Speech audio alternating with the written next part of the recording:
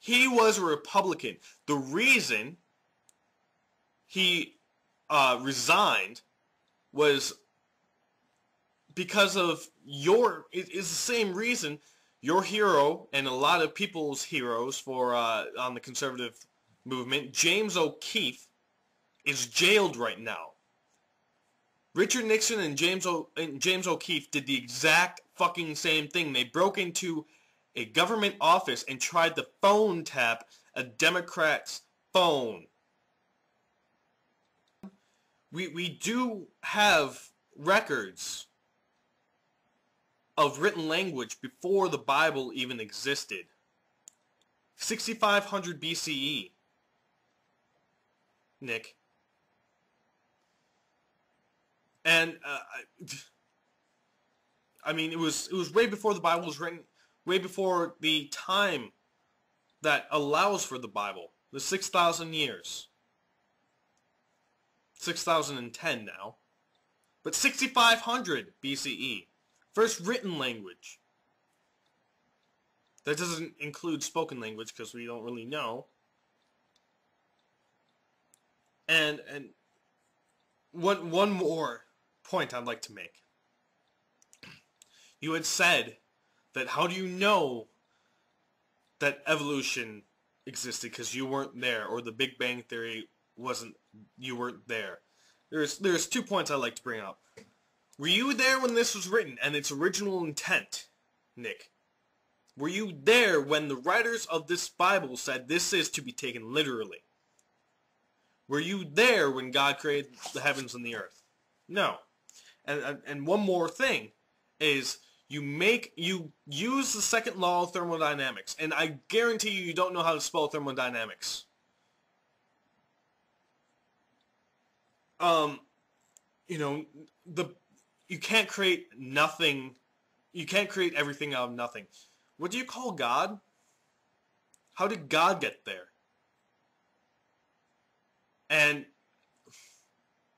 you know, if you did a little research, you would find out that there is a new theory out. And what a scientific theory is, Nick, aside from a literary theory, a scientific theory means it has applied to every single other thing. We do not have a law of gravity. It's still a theory, a scientific theory. A literary theory means speculation. Scientific theory means that they've tried to disprove it in every single circumstance, and it hasn't worked. But the new theory out there is, Nick, it's called string theory or superstring theory or M theory. There's 3 different names for it. It means that atoms and particles don't exist. It's all energy. Which, helps. It actually kind of backs up the Big Bang Theory. Because the Big Bang Theory wasn't, everything in the universe was smashed into a finite point. No. What happened was there was a finite amount of energy, and it got smaller and smaller and smaller and smaller. And it couldn't sustain itself. It got incredibly hot. It got really hot, and then expanded. It expanded so fast that it ripped a hole in space-time itself. And we know that we're still expanding from the Big Bang because the universe is actually cooling. And there are some people that say that the Big Bang actually happens every so often. You know, it goes like this, it comes back together, and then, like, cyclical. So, Nick, try again. I'm still going to wear my douche sunglasses until you stop quote mining people.